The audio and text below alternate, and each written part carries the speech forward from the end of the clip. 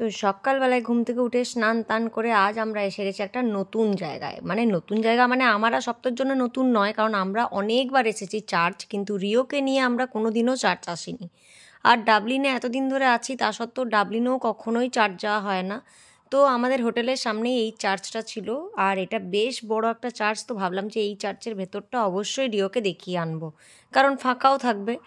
তো দেখো, রিও তো এসে এখানে খুব খুশি হয়েছে, কারণ ওদের তো এখানে ক্রাইস্ট সম্পর্কে অনেক বই আছে যেগুলো ওদেরকে স্কুলে পড়ানো হয়, তো সেই জন্য ও ক্রাইস্টের অনেক নাম শুনেছে, কিন্তু কোনোদিনও সামনে থেকে দেখেনি। তো ও একেবারে দেখে ভীষণ ফ্যান হয়ে গেছে আর খুবই ভালোবাসে। ইভেন ও জিসাস নিয়ে অনেক কিছু আমার সাথে শেয়ারও করে, যেগুলো হয়তো আমিও এতটা জানি না, কিন্তু যেহেতু স্কুলে পড়ে তাই ও অনেক কিছুই জানে বেশি।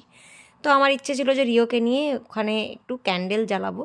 আর আমার এটা এমনিতেও নিজেরও করতে খুব ভালো লাগে, তো আমার খুব ভালো লাগছিলো, একদম শান্ত একটা পরিবেশ। তো রিওকে বললাম, রিও একটু ক্যান্ডেল জ্বালা। তো ও বেশ খুশি হয়েছে এগুলো করতে পেরে। আর এখানে তো ক্যান্ডেল দেখতেই পাচ্ছ কত রাখা ছিল, তো বেশ ভালোভাবে আমাদের সকালটা কেটে গেল। আর সব থেকে বললাম যে একটু ভিডিও করে নাও, কারণ আজ অবধি আমি কোথাও ক্যান্ডেল জ্বালাচ্ছি চার্চে এরকম কোনো ভিডিও নেই। তো সেই জন্য সব তো এটার একটা ভিডিও করলো, আর আমার খুব ভালো লাগলো, কারণ এই প্রথম ভিডিওটাও আমার হলো আবার রিওর সাথে। তো যাই হোক, আমার ব্লগ এখানেই শেষ করছি। কেমন লাগলো অবশ্যই জানিও।